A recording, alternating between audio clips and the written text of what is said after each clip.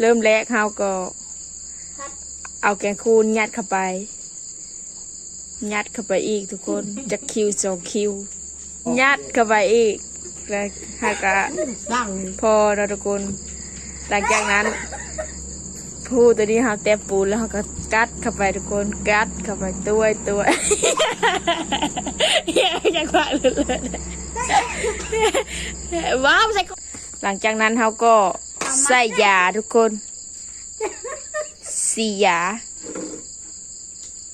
เบิ่งเด้อเบิ่งเพิ่นสียาเด้อใส่กระพุ้งก็แกงคูนี่สียาแล้วหายกับยาแล้วบ่อันน่ะฮะสียาทุกคนสีให้มันรู้สึกเมาสีมันนิ่งสีให้มันเมา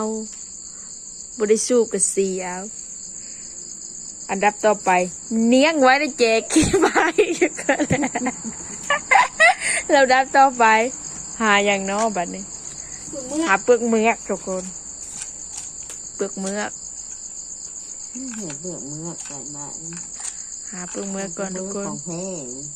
เป็นเมือกของแท้น้องเอาให้แล้วย่ำเข้าไปมันถิ่นดีจะเอาบะหมี่ไปให้เขา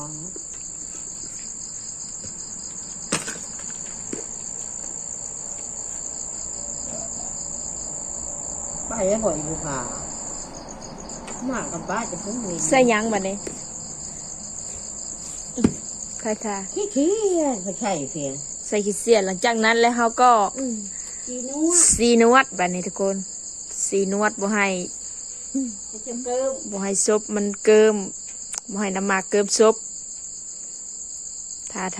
เขาก็รูปใส่ซบ